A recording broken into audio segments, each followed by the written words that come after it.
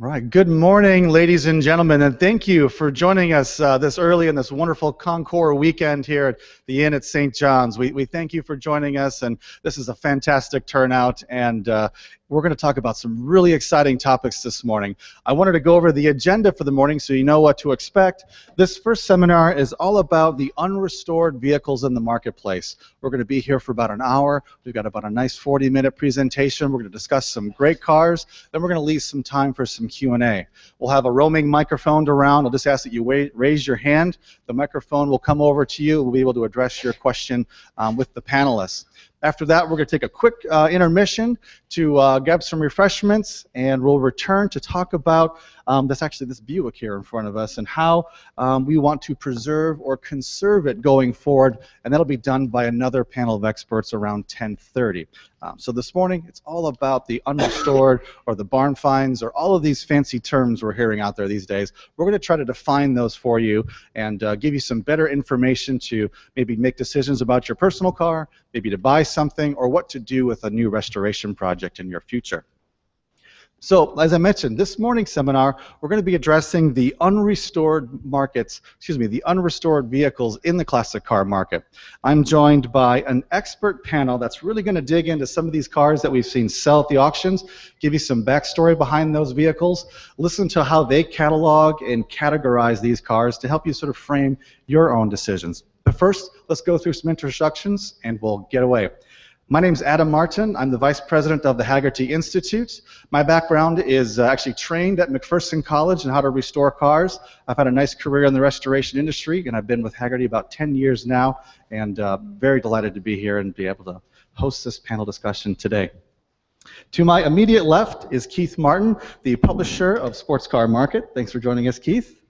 To his left, I've got Donald Osborne. He's a classic car consultant, historian, and an accredited senior appraiser with a member of the American Society of Auto Appraisers. Next to him, we have Dave Kenny, also an appraiser, senior member, and publisher of the Hagerty Price Guide. And all the way on the end is my good friend Alan, who is the Vice President of RM Auctions, which hopefully many of you will be guests this afternoon of Alan's. So, gentlemen, thank you for joining us this morning. I appreciate it. Let's get things underway and talk about what we've seen in the market and what your perspectives are. I think, Alan, you're sort of first on deck today because you've picked some really important cars, and this first one's going to be good to help maybe the room bucket what a barn find car is or what an unrestored car is, and maybe as a theme we could try to identify how you would classify this car. And your first car was this beautiful 1953 Ferrari 212 Inter. What can you tell us about this car? Well, the car had a pretty sizable catalog estimate a few years ago at one of our sales of $375,000 to $550,000. The final sale price was $660,000. So that begs the question, why? A large part of that was the car's originality, but notwithstanding that portion, it was a matching numbers car. It was a car that had very well-known history, distinguished history, attractive Vignale coachwork, but the owner had it for many, many years, since the 1970s. He was a well-known car guy. In fact, he was an FCA, Ferrari Club of America, charter member, and this was a car that literally came out of his barn in the Midwest. It was totally unrestored, and I suppose, as the saying goes, it just reconfirmed, I should say, that a car is really only original once, and to the bidders in our auction room, that's what made this car so attractive. You know, to the untrained eye, it might have looked like a totally unrestored, torn leather rat, so to speak. But it was a great basis for either complete restoration, or the next owner could have restored it selectively, maybe done the paint, kept the upholstery, and really known from day one where this car was and how it lived. Now, that's a good point, Alan. We've got a pamphlet that we've shared with everybody. Inside, there's a wonderful story sort of describing originality and what's important in like original powertrains or having factory finishes that could be used as a template. And that word template to me really stood out as, with my restoration background, we're always looking for authentic and original examples. And correct me, but when I look at this picture of the car, I don't know, is that like spot primer, or is it a really great paint job that I'm not familiar with? Like, how would you categorize this? Because I'm baffled. Camouflage painting. I think what you see there is a car that is as brutally honest as it can be. The car had flat tires when we found it, hadn't been driven in a long time. And that's exactly how he wanted to photograph it. There was no reason to put any lipstick on this car. It was, frankly, a bit of a pig when we found it. But it was a car whose specification was all there. The motor was right. The body panels were right. All the numbers matched. And the owner was a very well-respected guy whose stewardship of 40-plus years confirmed its history and made the buying audience therefore very, very comfortable. So you have this option of getting the perfect start for a restoration project. I think it'd be rather rare in this case to leave the car unrestored and as is, but most people I think would have decided to fully restore the car, knowing exactly what it looked like and how it started. Solid, complete, original. Alan, do you know what's happened to this car? I haven't followed it, but it's got a Chevy V8 in it now. Yeah. Which blows my argument out of the water completely. But no, the bidders that were interested at the time all spoke of restoration. Okay. Did anyone else see the car in person before the sale, or any remarks?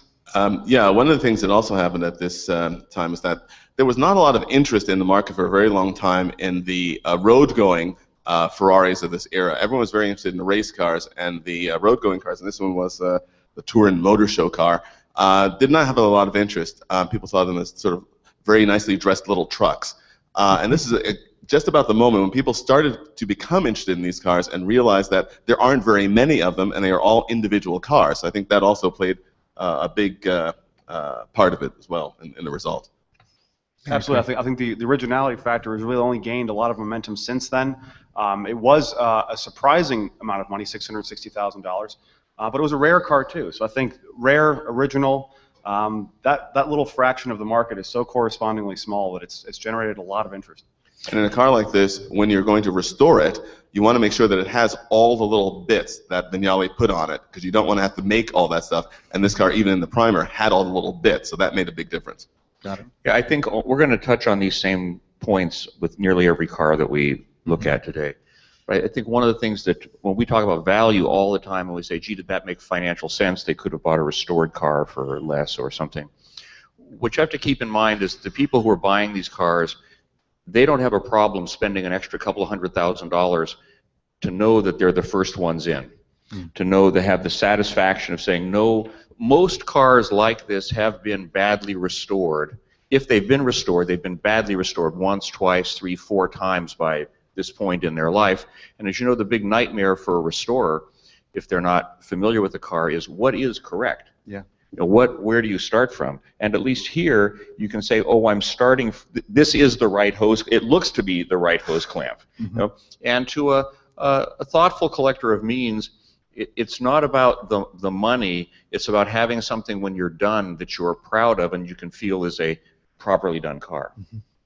I agree, and I think a properly done car is a great setup for Alan's second choice, which is this beautiful, one-of-a-kind almost, with a story behind it, this BMW 507 that RM presented. Tell me more about this car, because I remember this, and I remember the former owner. Yeah, the reason I chose this car wasn't because it presents like this car, like the 212 Ferrari that we had before it. It wasn't completely unrestored, but it was original in the sense that every part was there and the way it was supposed to be. The car is a BMW 507, a 1958. It exceeded its expectations wildly, selling for $2.5 million nearly. And it came from a very good home, that of Malcolm Prey, who had it for many, many years. I think he bought it in the 1970s.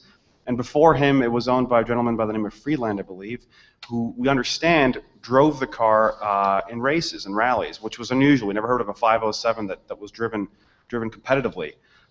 So 2 owners from new. The original owner was at the sale, contacted us, brought us racing photos of him with the car. So we know its history from the day it was born. But as our research team started inspecting the car, it became very clear the Rudge wheels on it, which are rare and desirable, matched the car. We knew that for a fact. The hard top that came with it was original to the car and built specifically for that car. And the engine, although it didn't have the original one in it at the time, I believe, the original engine with the correct serial number confirmed by BMW came with the car as well. So I chose this car, strictly speaking, because we're talking about originality. There's obviously cosmetic originality, but I think it's worth perhaps discussing a bit as well. Restored, beautifully presented, but it's all there and correct as it should be per the factory. And correct me, this was an unrestored example, just preserved, maintained, never repainted, never tore apart, even during its racing career, to your knowledge. to my knowledge, but I think it also, again, it wasn't a barn find in that sense. It wasn't ratty. There wasn't primer poking through. It was just an honest, good car you could drive right then and there, knowing that it hadn't really been monkeyed with in its life. That's great. I'm glad you clarified that. So that puts this into the bucket of it's an unrestored original example. That's the primary focus or where this car is living. Would you agree? Yeah, I think it. As far as the paint, I don't really recall. I think it might have been repainted at some point. Okay. And it did have the upholstery work and so on and so forth. It wasn't a show car, in my estimation, but it was an attractive car where all the pieces match. Whenever I see Rudge wheels or I see a hardtop, my first question is always, is that original to the car? Are they original pieces to begin with? Was the car born that way? And this was a car where all those questions, all those spec questions, were unequivocally answered. There was no question to it.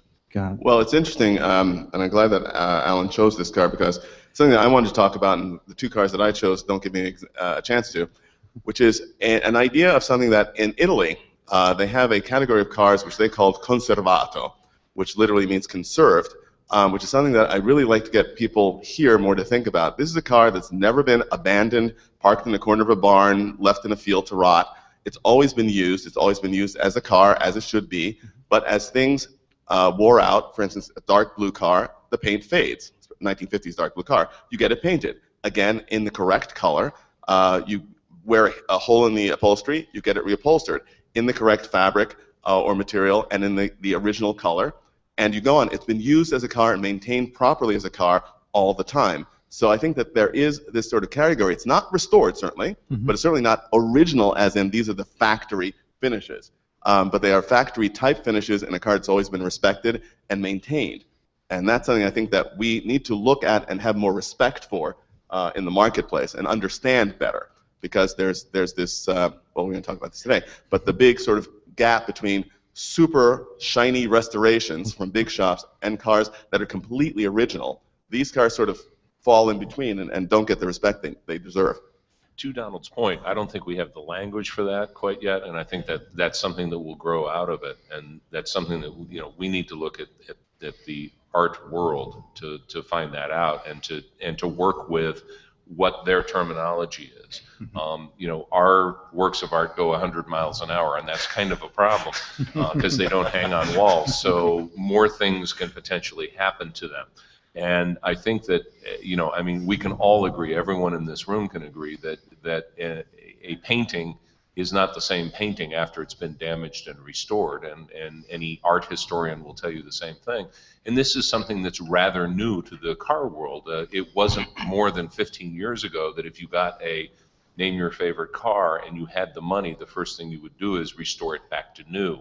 And this in the last 10 and 15 years has become a huge part of our market where we have to make those kind of conservative decisions, using the word conservative as in the form of conserve, what we need to do to maintain the history of the automobile. I think we have a couple things going on. The pre-collection sale was extremely important. It represented a tipping point in being one of the first times that a senior collector who was known for using his cars passed and his collection moved into the marketplace. I'd like to stress how young the collector car market is. Think about it. RM is 35 years old. Bonhams is 25 years old. Gooding is 11 years old. And those are the Highline auction companies. The Phillips Auction Company for art was founded in 1799, I believe. So we're just little babies trying to figure out how to deal with these things, as David says, actually get used, which is kind of a problem in terms of conserving them. But I thought the pre-collection was really the first time where I saw collectors put a value on a car that was a real car, had not been exploded, and was normally, as Donald says, if you want to get top dollar for your car, you make it better than new because it goes into the auction hall, the lights are bright, and somebody is fulfilling their fantasy by buying the car they could have had when it was brand new. This was a special moment with these cars, and I'm hoping that it represents that the market acknowledges the provenance of the ownership of a responsible owner and a owner who used the car, so that when they get the car, it can be put into immediate service. Keith, that's a great point, and I think that might be the tipping point, as you said, for the value of this car. On the screen, we have the Hagerty price guide for this same BMW 507, and you can see the top green line is just around 2.3 million, and this 507 of the late Mr. Prey collection sold for 2.42. Alan, you were there. I mean, the excitement in the room, all the points you mentioned, what Keith's points about having a well-preserved used car. Was that the influence behind this high sale price? I think it was a mix of factors, of which that portion was a strong one. If I recall, shortly before that, we also sold a car at our first New York sale in Manhattan that also brought a very, very large price. I think in that particular case, to Keith's point, Mr. Prey's ownership was very important. As you say, he was kind of one of the old guard, really, of the serious collectors who drove those cars. And with his passing, those cars were very, very desirable. People had known for years and years and years that this was Mr. Prey's BMW 507, his cherished car that he bought in New York in the 1960s or 70s, whatever it was. And so that I think was the first point of attraction. The second point then is if somebody's buying a car at that price point, frequently they have an advisor to them, maybe a specialist that comes with them and inspects the cars. And it checked out completely on all those levels. The numbers were right, the history was well known. Then the final component was, again, and it's something that our specialists get particularly excited about, when they analyze a car and say, you know, this car has never needed full restoration. It's never been totally taken apart. It's still as it should be, and it presents great. And I think that's really what this car was. Well, there was also, we'll reference that we're in the Galilee room here, that the car had no 40 years of wandering in the desert like so many cars do. You know, the ownership was continuous and continual, and also responsible during the whole time, and the paperwork was there as well. And with having the period racing photos, that was just more than icing on the cake for that car. I think so, yeah. Indeed, very good. Well, let's move on to Donald's examples. He's got some great vehicles that tell some very important stories, and I want to make sure we put a spotlight on those. Donald's first car is the 1953 Fiat 8V Supersonic, which I was present in the room when this car went for sale, and there was lightning in the room. It was ecstatic. Donald, tell us more about this pick. Well, first of all, I have to honestly say that I will be 60 years old next year, and I think if I live to be 100, that there will be few moments in my life, literally, that will match the moment when I first saw this car. Back in the fall of 2008, I got a call about someone who had a custom-bodied Fiat Autovu that they were thinking of selling, and they wanted an idea of how to value the car for sale, and that it was all original. I said, okay, all original. What does that mean? Oh no, it's not been out of a garage since the 1980s. I said, okay, and it's got really low mileage, and it's an owner who's had it since 1954 or 1955. I said, well, are we talking barn find? No, it's preservation. I said, okay, preservation, right, all right. So I was living in New York at the time and got onto an airplane in the middle of a bad snowstorm. It took me 5.5 hours to get to Detroit. And I had about 15 minutes with the car before I had to get back to the airport and fly back to New York. And so I thought, well, okay, I'm risking my life for this. It better be worth it. And I walked into the garage and literally I started to cry. This car had its original tires, the original hand-sewn cover that covered it when it was shipped from Italy in 1953. Every one of the surfaces was original and in superb shape. I mean, literally with a dust. You think, wow, this car is almost new. It presented as a 2 or 3 year old used car. It was astonishing. I'd never seen a true preservation car like this. And then I had my second moment with this car here at this show in its former incarnation. It was shown in 2009 at the Meadowbrook Concours. At the time when I saw it, it had not literally run since 1987. And there's a big question about, oh my gosh, what will it take to make this run again? Actually, it just took the freeing of a stuck ring, and it was off and running. And it was displayed here and then subsequently sold at auction by Gooding & Company, and vastly exceeded its auction estimate. Because indeed, this is a car which is totally unrepeatable. You could not find, not only was the first of the Autovus Supersonics built and shipped to the United States, it was a car that had had 2 owners in its life and had never been apart at all. It was absolutely astonishing. I mean, the true definition of a preservation car. And Donald, that's because it had the original surface finishes, it had the original cover, and it kind of goes back to the word template. You could restore the other 14 cars based off of this car's condition and surface finishes. Absolutely. Okay. Absolutely. I mean, it was absolutely amazing. I'd never seen some of the finishes. It had the the owner of the car had gotten bored one winter and decided that he really wanted to refinish the rocker covers, which is unfortunate. But otherwise, everything was original. There's a black crackle finish that was used on Italian cars in the 1950s, which is very, very difficult to reproduce today, generally because of EPA regulations. And this car had all these perfect crackle finishes. The owner told me another slightly sad story that it also had something which you never ever see in these cars anymore, the cold air induction box for the air cleaner. And they're almost always missing. So another fellow he knew that had one of these cars asked to borrow it so he could make a copy of it. And he thought, he sent it back, and it was a little scratched, so I had it refinished for you. Oh. Like, but that's the kind of friend that you actually don't want anymore. But it was literally the fact that in today's market, and my next car will be an example of this, in today's market, the fact that people are paying significantly over the odds for what are perceived to be original cars or preservation cars, and in some cases buying either old restorations or hidden restoration projects, which brings us back to Alan's Ferrari. It was plain that this is a car to be restored. You weren't going to polish it and bring it out in preservation class here or at Pebble Beach or someplace else. And so for that point, the person who bought it knew that they were buying a car to restore. My next pick is not quite the same. Well, before we go there, this car confuses me when it came back to market, because this is a wonderful story you tell, the great love, the fabulous car, somebody puts their hand up, and is it 18 months later it's back for sale? It was. So there's your love. Well, actually, I think it's one of those situations, and this happens, God knows, in this market. Yep. Person who bought it brought it to Pebble Beach and showed it in preservation, sort of had their moment with it, and then, okay, I've done with it what I can do. I can't drive it, so what do I now do with it? And so he put it up for a sale, and actually it was for a good cause. It was for a charity. And he actually sold it for slightly more than he paid, which was not bad, owning it for a year and paying significantly over the odds. But do you think now the car has gone to somebody who actually likes the car more than the idea of the car? Yes, the car is still not, in my humble opinion, with the owner who it should be with. Which is you. Right. Oh, did I say that? Those of you who don't know Donald don't know the rest of the story, by the way. He called United and said, I'll be running late, and they held the plane for 4 hours. Yeah. And if you believe that.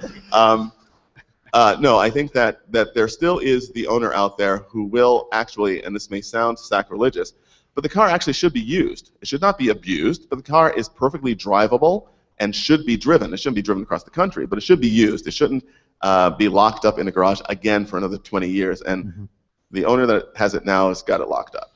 Yep. Okay. Well, let's move to your other car, Donald, which really is a polar opposite. And this is the 1962 Facel 2, which I made a mistake. I always thought they were Facel Vegas, and thankfully, Donald corrected me just this morning that Facel Vega was, of course, a model type. And exactly. The Facel company made the Facel Vega and the Facel Facilia and a lot of other cars, and this is the Facel 2, the successor to the Vega. And this car was quite interesting. It was sold at an auction in Paris, and it's one of the strange things. I know that Dave and I have had many, and Keith and I have had many conversations about this sort of thing. A current trend, and Alan, your company is not actually in this, so I can excuse myself for saying this. People buying dirt. Yeah. People go to an auction and they'll see a shiny example of a car here and one over here which is covered with dirt, and they'll pay more for the dirty one than for the shiny one. Simply because they have this perception that, oh, this car is preserved and everything is perfect. This Facel 2 was filthy. Yeah. Came from the upper Midwest, and it was the entire bottom of the car, sort of like the Flintstones. There was no bottom of the car. There was rust in the top of the fenders. It was horrifying. And so someone paid an immense amount of money for this car. And these cars are valuable. Restored, these cars can sell for $400,000. But I would argue that at a top-line restorer, you're looking at $400,000 worth of work to get it to be a $400,000 car.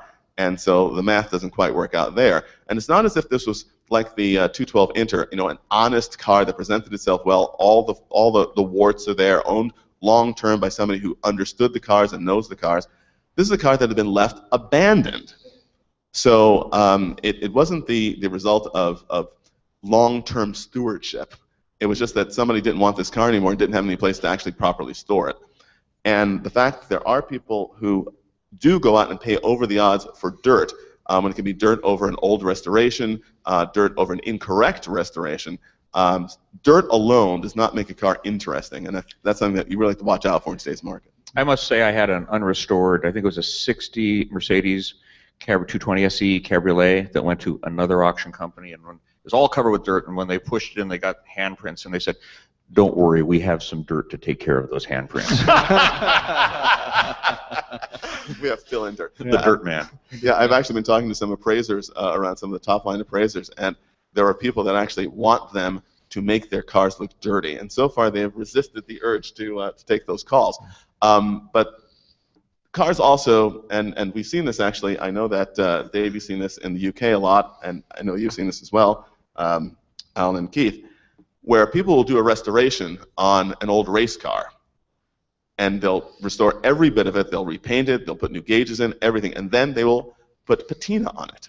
So it looks as if it's just finished the 1935 Targa Florio, or just came off of the banking at Brooklands, and with the black soot from the exhaust and all this, and it's all fake. And that, I think, is one of the biggest crimes of all.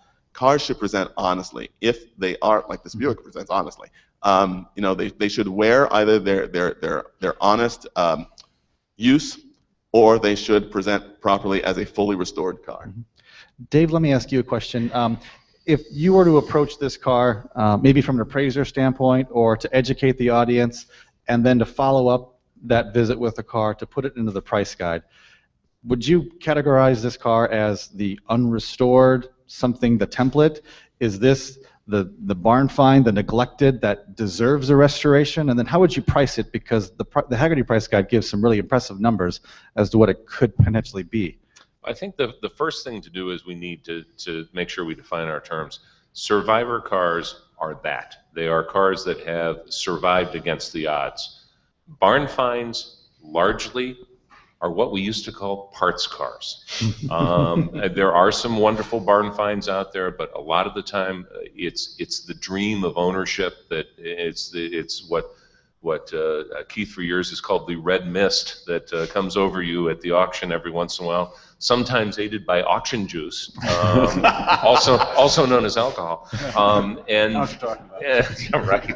But anyhow, long story short, I think you really have to make sure that what you're looking at is a survivor. And I think a lot of people will look at cars and they'll think, my goodness, it's got the original surfaces, it's just like it was, and they really need to speak to an expert about this. Many years ago at an Atlantic City auction, a car I knew very well, a Porsche Speedster, and this is when Speedsters were sub $50,000 cars. That's how long ago it was. And everyone there, including the Porsche experts, were talking about the patina on the car and how it was a wonderfully preserved car.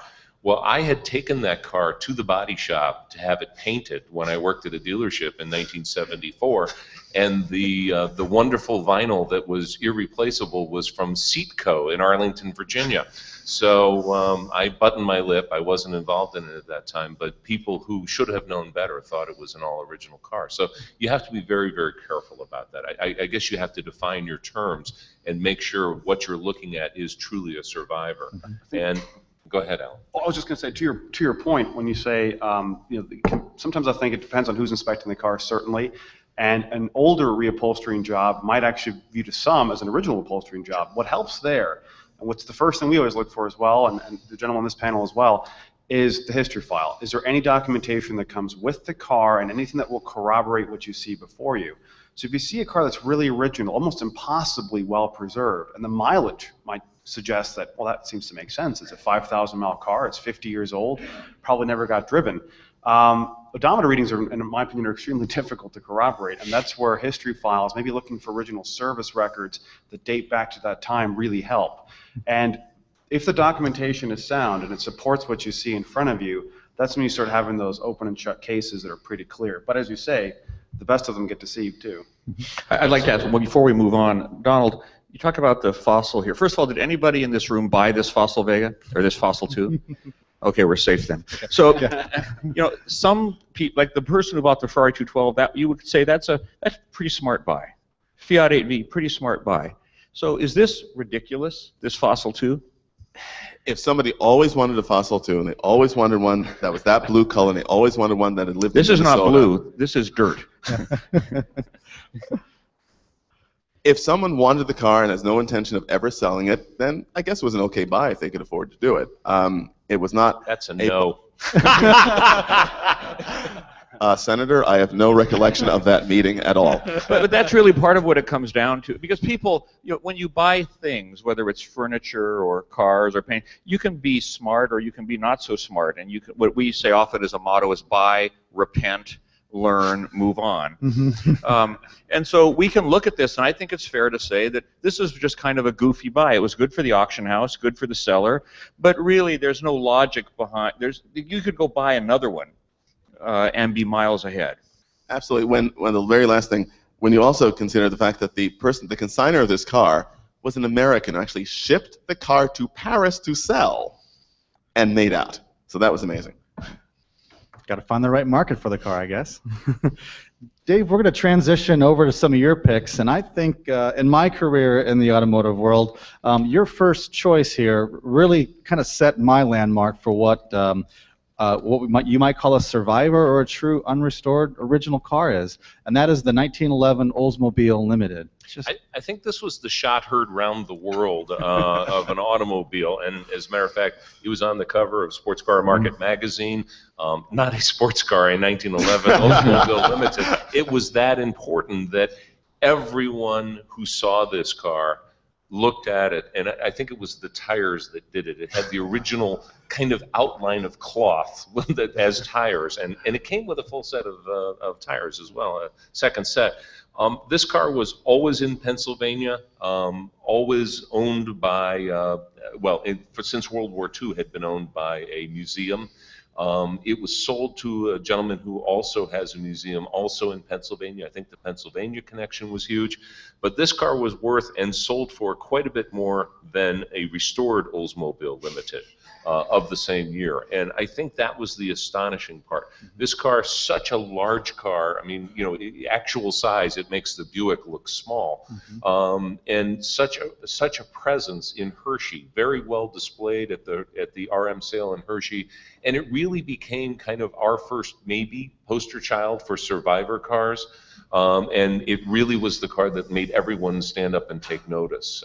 Would anybody disagree with that? That there was, you know, this was kind of the, you know, the epiphany, the aha moment for a lot of collectors, that maybe what I should be doing is looking at cars that have this incredible history that can never be recreated. And the car now sits on that other set of tires. They kept the original set of tires. It is still in Pennsylvania, and you know, will probably you know, go down in history as one of our moments in the car world. And as a contrast, Dave, the fact that this car did sit on these shredded tires and all this, as opposed to the Facel 2, this car is a 1911 car. With a continuous known history, it's entitled to be slightly scruffy. You know, in the scrap drives in World War II, this was a car that, you know, might have been turned in back then because it was a worthless car. I mean, it was, you know, after World War II and even for some time before, you couldn't get tires for the car, so it was unusable. So you know, for the longest time, this thing survived against the odds, and I think that's, you know, that's a big part of the story. I've got a question for all of you, just because we focus so much on the market and the pricing and so forth. As I recall, we had an auction a few years later at the Millhouse Collection in Florida, where an Oldsmobile Limited, as I recall, broke that record as well. Needless to say that the time frame is a bit different. This was a few years apart. The market was doing substantially better, presumably. But that car was fully restored at the Millhouse Collection. Any thoughts on apples to apples, if you were to take your pick now, which one of the two would you want? Which one of the two would be a safer? I think it's two separate collectors. I mean, we think of automobile collectors as just as a general group of automobile collectors. You know, it's that chocolate and vanilla question. It's the reason why they make both of them, because some people prefer one over the other.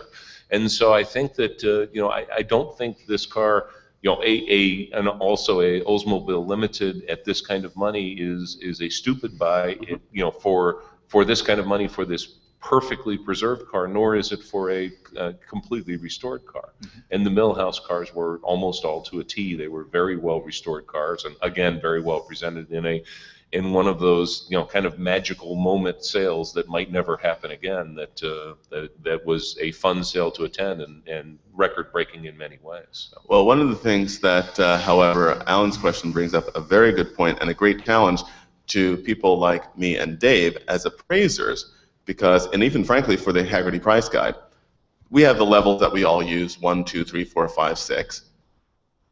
What is the place of the unrestored car, and what is the place of the restored car? They sell for the same amount, and Dave and I will agree that they do have the same value because the value is in different areas for different people. But how do you judge them within our traditional scales? And it's a challenge that we are in the appraisal business are all sort of arguing with, not arguing, we're sort of fighting with right now. Yeah, I mean, it's something that we all have to realize, but then we have to go beyond, and appraisers are not authenticators, and that's a really important thing. So we have to rely on the authenticators in the marketplace, and that makes it, you know, another step that a lot of people as owners don't understand that. So you know, there are all those issues, and yes, an unrestored beautiful car, a survivor car, will exceed the #1 price of a car, and it's done it now so many times we can call it routinely. I'd like to add one more thing before we move on, is that when you look at a car like this Oldsmobile, you have to look at the serendipity of the circumstances of its existence. Because for the car to survive all these years, it means it was used for a while, and then it was put away. And then it was put away in a place that probably didn't have holes in the roof. It was not, but that requires all these accidents of circumstance for a car. You know, with art or furniture or other collectibles, they tend not to be put outside for a long time, or you know, dragged up and down the street. And unless it's the Beverly Hillbillies, the furniture stays inside. Yeah. So I always find the fascinating thing about cars like this Buick here, for instance, just the circumstances by which they ended up being taken out of the mainstream of automobile use and kind of put away, and you really say lost to the mists of time. And that's what makes them fascinating, because it requires that odd moment in time when they get taken out of circulation for them to end up still alive. And the question that I always like to ask people who are very, very long-term owners of cars, I always ask them, what happened in that period of time when this was simply an old car? How did it survive that hump, that you didn't just sort of chuck it out because it was just taking space away? And invariably they say it was because of a special emotional attachment they had with that car. Even though they weren't going to use it, they were going to still keep it. And that, again, also speaks a lot to what those cars are and what they mean. And that's where you'll find a lot of the survivor and preservation cars, because those are the cars that they may not have been used, but they were always loved. Indeed. So Dave's second choice here is equally as polarizing as Alan's earlier suggestions. And Dave, to me, this looks like a brand new, fresh Jag XK150 restoration. And if I'm reading the notes correctly, this is what we might classify as a true survivor with the best finishes, the best protection, the best paperwork. Is that the case? Well, it is. And of course, the artful photography that you see here of the car from 30 feet away makes all the surfaces look perfect. And the blue sky, it photographed in England, and they didn't have to Photoshop that in one day, I guess. But yes, this is an interesting story. And I wanted to include a British car, and I wanted to include the British market. They have known for years what we're just figuring out, that patina is everything on automobiles, that it can only be original once. This car is kind of the perfect storm. It's an S, it's a 3.8, it's 1960. All those things mean a lot in Jag XK150s, because this was kind of the final incarnation of that car before the E-Type came out, or among the final. And this car was also right-hand drive for the British market, and they only built 25 of them, 24 in right-hand drive. So all these things came together at RM London to make this happen. Frankly, it was a car I walked by 3 times because I was just looking at another car and I didn't understand the story because I hadn't read the catalog description on this car. Obviously, the people who did read the catalog descriptions were the ones that paid over twice the high estimate on the car, or close to twice the high estimate on the car. It was a car, if you can kind of close your eyes and imagine, the leather was a darker blue color, a little slightly darker blue color than the car. It was a 40,000-mile car. The cracks in the seat leather told the story of the car. The wear on the leather roll on the outside, where the driver had kept his arm, was just as it should be. So it was kind of a perfectly patinaed car all the way through. And in this marketplace, it's something very, very exciting to a person who wants a particular sports car from a particular era, wants the best of the best with the 3.8 engine, which was a big deal, the S, all those things going on for it. So you touched on a really neat point, Dave, and that is something we notice a lot. We have auctions around the world. European buyers seem to have a different perception as to on restoration quality as to what they're looking for. I can't tell you how many times we've worked with clients who might see a restoration that was done stateside with a few more embellishments, more chrome under the hood, more of a polished look, to show quality fresh. So fresh, in fact, that it maybe hasn't even been sorted for very long. It has 12 miles on the odometer. And that seems to historically generate a lot of fever at auctions where the thing just looks showroom fresh. In my experience, and this is a vast generalization, I think the European buyer at times is looking for something a lot more honest, something that has been fully sorted, you can drive. And again, as you're saying, finding that spot where the elbow has been resting is that much more attractive to them. And if the engine bay was devoid of any glitz or glamour or sizzle, then don't have it on there. And I think to a lot of people, this denotes old money. And I mean, I know that's base, but I think it's true. This is a car that is, you can put yourself back into the era when you drive that car. Everybody knows the "any fool with a checkbook can restore a car" line, which I don't think is true. I'm a fool. I have a checkbook. I'm having trouble restoring my car. So it's not as easy as it sounds sometimes. But I think that this is the type of car that, like I said, you have to close your eyes around this car and say, if I was, 18, 21, 26, 30 in 1960 and I had the money, this was the car I wanted back then. And so for a lot of people, it's not exactly recreating their childhood, but it's perfecting the childhood they never had.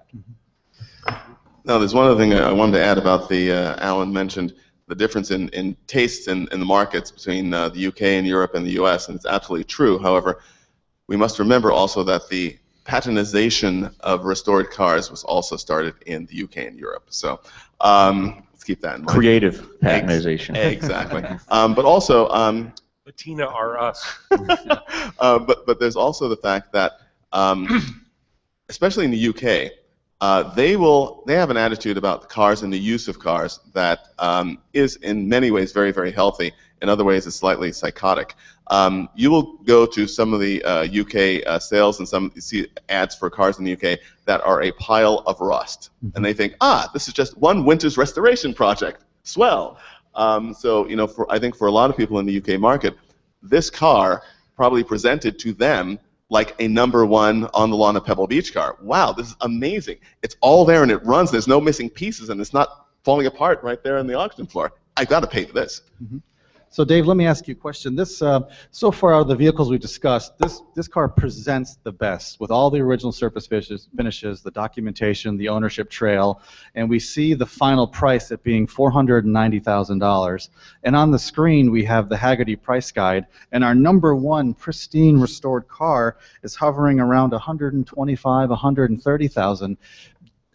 Those were March's price, so you could pretty well double it now. Okay, all right. So maybe this guy's money ahead already. Do you think he overpaid? Do we know? No, actually I don't, because this is truly a one of one. I mean, you're talking about 24 possible cars. Let's say 18 of them survive, which would be a very, very high number, but probably not unusual. of those, probably at least half have been restored, and the other half are Donald's pile of rust right now. So, you've got maybe 2 or 3 cars to choose from. As a matter of fact, I believe one of them got sold overnight. $100 million collection just got sold back to a company known as Jaguar. They just bought a 500 car collection. Oh my goodness. And most of the cars, not most of the cars, but a good number of cars were Jaguar Land Rover. And so, that's big news in the marketplace as well. Company buying back their heritage is something I like seeing. Yeah. But £100 million, which is $170,000. I'm sorry, 170 million. 1.7. Yes. $170 million. That's a lot of money for somebody to pay. And I believe one of the cars was a 3.8 Roadster. Gotcha. Okay. Those circumstances dictated the right buy on this particular vehicle. I appreciate you summarizing those. Let's transition over to Keith's picks, because he's got some brilliant selections that are really going to be some head scratchers. Thank you. That's a good thing. Thank you. Brilliant. And these also hit the drive-through at Dirt R Us. So let's talk in detail about these. This first one is a spectacular car, the Lancia Aurelia B24 S, the Spider America. Beautiful option car. Tell me more about this one. Well, I picked this one partly because I knew I'd be sitting next to Donald Osborne, who is a Lancia fanatic. I first saw a Lancia, or first paid attention to a Lancia B24S when I was driving in the Mille Miglia in 1992 or 3, and there were all these Lancias that didn't have quarter windows, vent wings, and I was trying to understand why they had this curved windshield and why they didn't have vent wings. I started looking them up, and I found out that the Spiders had no quarter wind, and which meant that their tops don't seal very well, and meant that they were worth 2 to 3 times as much as the cars that had more effective tops. So I was trying to understand that. These cars were undervalued forever. This car, although I still don't necessarily find the logic behind the increased value between the Spider and the convertible, but that's a separate topic. This car really intrigued me. We had a seminar at this sale, and we kept walking around and around and around this car. And John, do you remember the discussion we had and what you suggested should be done with this car? Well, I can remember for you if you'd like.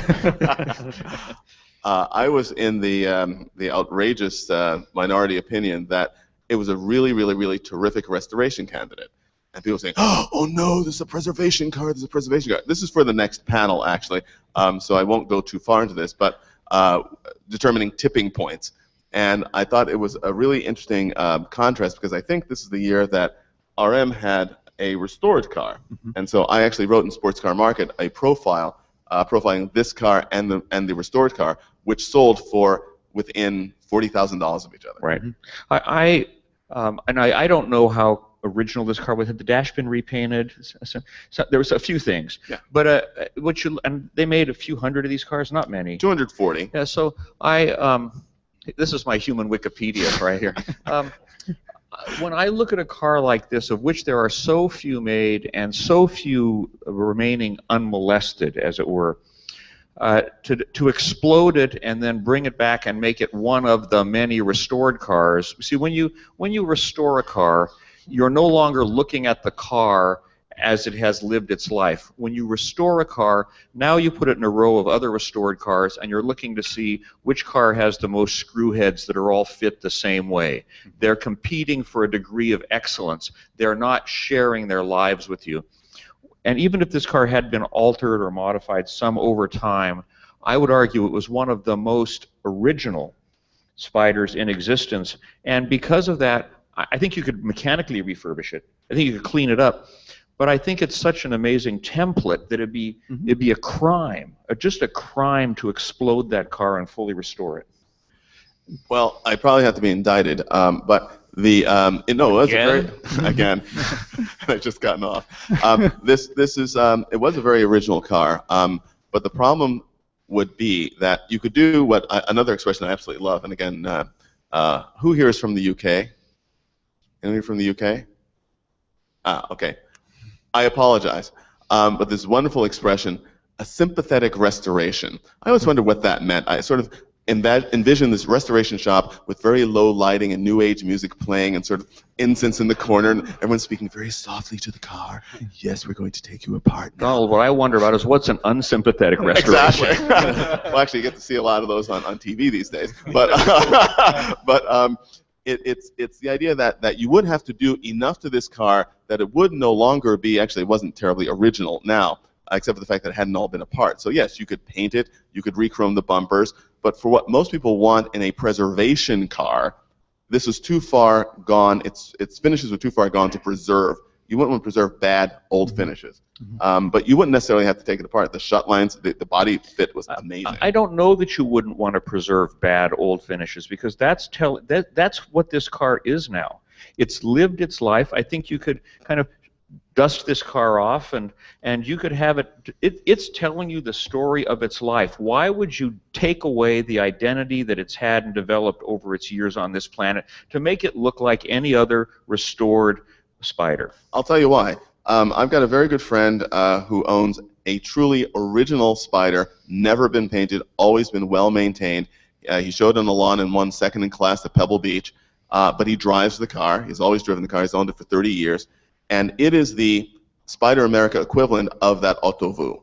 This is not. This is the car that was badly repainted, was parked in a place where it shouldn't have been parked. The bumpers are gone. The plating is all gone. The leather top of the dashboard has all shriveled and cracked.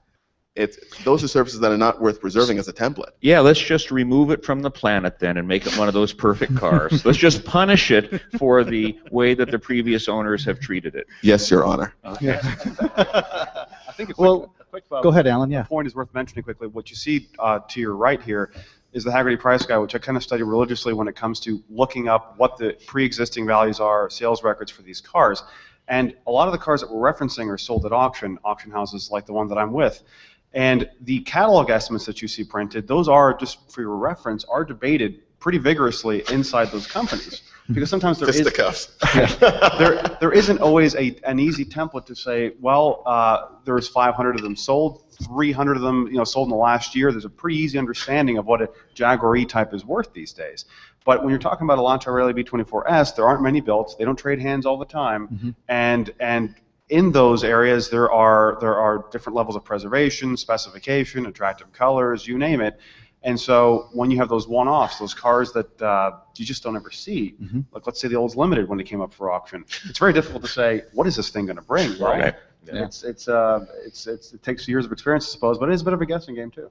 It is. And listening to Keith and Donald sort of debate, I look at the price guide also on the screen. This car, Keith's example, sold for $800,000, which is between the red and blue line, which is our number 4 and number 3 price guide. So I guess in Donald's case, there's an upside yet. If you wanted to restore the car, there's still value towards that number 1. So maybe this owner bought right, and if he wants it for an investment, he's got upside still? Oh, absolutely. I think that, again, in the profile that I wrote, between this and the car that RM sold for, I think was $825,000, they both needed some work. But I thought that the work that both of them needed was not so much that you could do it and still be comfortably not upside down. Got it. Well, let's talk about this next interesting car that I think many of us, I know on the panel, have seen, maybe some of us in the room, and this is the real head scratcher. I'm glad we're sort of finishing Here's with this where it one. might actually come to fisticuffs.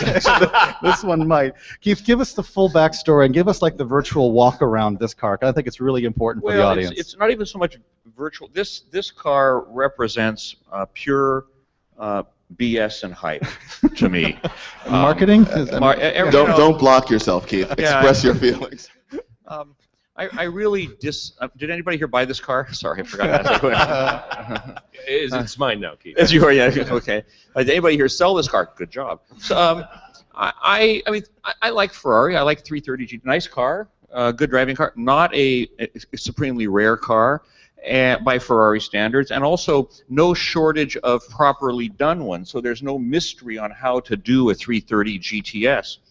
This car was caught fire and pushed into a corner, and was abandoned and neglected and kind of hated for a long time. Cracked windshield. But it came with a new windshield. But it came, well, oh gosh, those are hard to find. And I just the whole BS about maybe we'll just drive it as it is.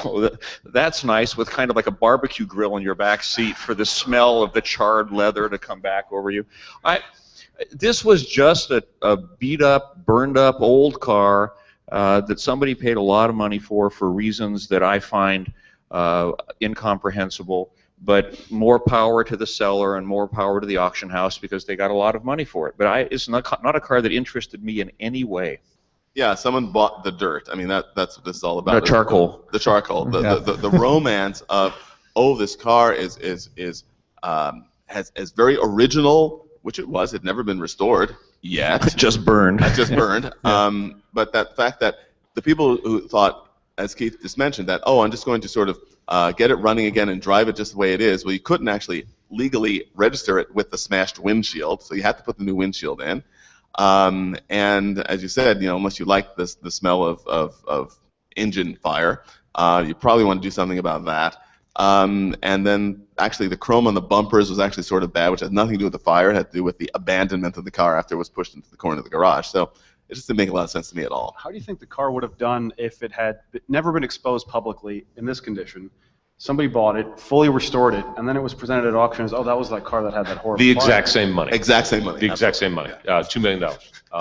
And that's the that's the kind of and interesting. I think we all agree about this car.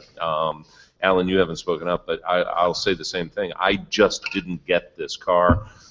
It was featured, which is something that the auction houses can do, and they put it on a stand, so you walk by it and you kind of have to ooh and ah it a little bit. And there were a lot of people oohing and ahhing, but to me, this was a mechanic's full-time employment project. Alan, what did you think when you looked at this car? Did you see it? Did you have a chance? Well, I think I had a similar reaction initially, and I think when you walk into the room and cars are presented as feature cars this way, it just catches your attention. An original car with dirt on it, but in the auction market and in this industry, the stories start spreading pretty quickly, and a car like this is never purchased without actually knowing precisely what happened to it. So I think I tend to agree with you on that front, and I think it lends back to that point we talked about barn finds and so forth. I think that term is often overused. It just sounds so romantic, the notion of literally finding a car in a barn, and those stories have certainly happened. But I think we need to be very careful about what we call a barn find and what was simply an old car that was maybe in a warehouse. Let's call this a fire sale instead of a barn find. The reason, if I were to wrap these two cars up, the reason that I picked these two is because and again, because I'm not a Lancia expert, I don't see the imperfections that you see. So they don't. It always happens. You always buy cars you don't know anything about, because if you knew something about them, you wouldn't buy them. But you don't know, and so you get all excited. So when I see the Lancia, I could imagine kind of mechanically refurbishing that car and bringing it back to life. There's that pale green Lancia Aurelia Spider around the Bay Area. That's the one I was talking about. Yeah. Okay, so it's totally original. But it could become a car again and kind of have an interesting story, and the 330 could not become a car again without being exploded, and that now you're back to Cavallino, and oh you've got the burn car, so it was so uninteresting to me compared to the Lancia. Absolutely well, let's address some of the other assumptions. I think that might be market momentum and this buzz, this enthusiasm, and with Dave's price guide on the screen here, 2012 and 13, 330s just seem to have skyrocketed in the market. Do you think this rush to get on the bandwagon on the 330 market maybe influenced this buyer? Well, to what Keith said, they're not, 99 built is not particularly rare for the pre-Daytona era, but it is rare now. I mean, they're cranking them out, all day long, Ferraris, that is. So for the rarity of its type of car, not so much. There was a 275 GTS and a 365 GTS, basically the same body style. So you have to kind of add those when you're talking about them. It is a two-seat Ferrari that is V12 front-engined and has a top that goes down. So by that definition, it's among the more desirable of Ferraris. So there's no doubt about that. And this has been a wild time in the marketplace. Keith, Donald, Alan, you were probably still in diapers then, but we've all seen it before. And so we've seen these great run-ups in price. And the last one for Ferraris was just after Enzo died, everybody, it was the Fender guitar when CBS bought Fender, all those things. The AMF when they bought Harley Davidson, all those things, they come into play in the marketplace, and this great romance takes over. And 3 years after Enzo died, the market collapsed because the people who were trading them back. They realized he wasn't coming back. The people who were trading them back and forth and back and forth and back and forth. At one time, the pause in the market was actually over the Christmas break, and I think everybody went and talked to their uncle who they'd borrowed the money from, and they go, "You paid what for what?" And so all of a sudden, the music stopped. And I think that we're in the middle of a run-up right now on a lot of these cars, and I think the market continues to go up, but I think there's going to be a readjustment coming. So I would say that if you buy the Ferrari 330 GTS for $2 million, that's the one you love, more power to you, mazel tov. I think that's great. There might be room left. It might be a year from now. We're talking about $3.5 million 330 GTSs, but at some point you should realize there is an end in sight. Yes, indeed. Gentlemen, thank you for bringing these examples and the insights and your perspective on the market. I hope it's helped the audience sort of frame what a barn find, a survivor, what a template can be. I just want to say thank you for joining us this morning.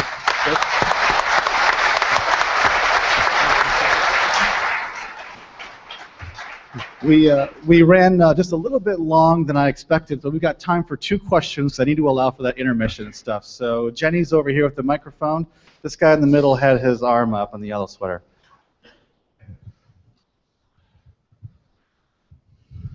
So say I have my my Jaguar, and it's appraised twice as usual because of the original paint and your example you used. And I'm driving in England, and I'm on the wrong side of the road and sideswipe it.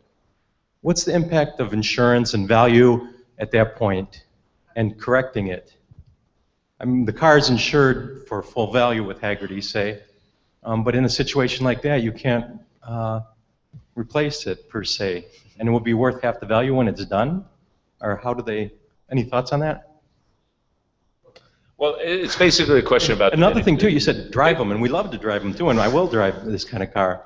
That's a question of diminished value, or what's known as loss of value in the marketplace. And with classic cars, that's evolving right now. I do a lot of diminished value on new cars. My 2012 F-150 got hit recently, and I did my own diminished value and received it from the insurance company. But that's a really hot-button issue right now. With these old cars. The problem is that my grandfather worked for the railroad, and his description comes into play, even though I heard it from him when I was 6 years old. In the history of the railroad, no farmer's cow that ever got killed by the railroad was anything less than the greatest milker he ever had. And so you have to delineate that your car, or you have to have an expert delineate that your car is that original car, and you should insure it for that full value to make sure. So if you have one of these survivor cars, you have to work with an authenticator. You should work with an appraiser, and you should make sure that you are covered in that instance. But I will say that you're right. When the car is re-restored, it's going to possibly have a loss of value in the marketplace because it is no longer the original car we're talking about or the survivor car. It's the survivor car with 2 new panels on it. That's evolving in the marketplace. It's something that I think in the next 5 or 10 years will resolve itself. Until now, make sure your car, whatever you have, is insured fully. This also comes back to the statement that I made earlier about conservato. A car can be in an accident. People drive cars, people crash cars. But if it's properly repaired, it should not affect materially its value. However, the marketplace does mark it down, and that's what is reflected in the values, because we have to do all of our appraisals based on what the market says about your car. And I'd like to just add one quick thing here. It makes me really thoughtful about driving old cars today, because the reason most old cars are no longer daily drivers is because old cars have terrible brakes, terrible suspension, they accelerate badly. I mean, the worst Hyundai is better than the best old Alfa, especially brakes, because the new cars stop so quickly.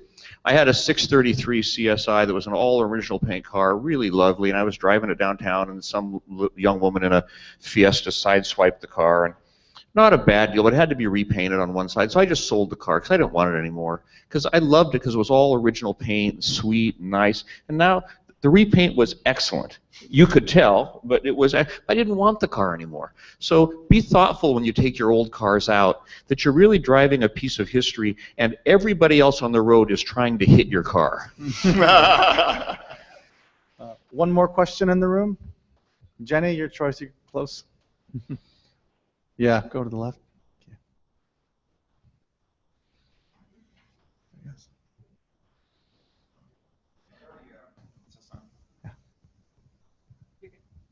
Are there any appraisers that might want to take a look at the Ghibli Spider prototype on the show field tomorrow? Well, I think some of us are judges, so Exactly. you might want to ask us that question on Monday, not on Saturday. This is really interesting because I bought the car in April from the second owner.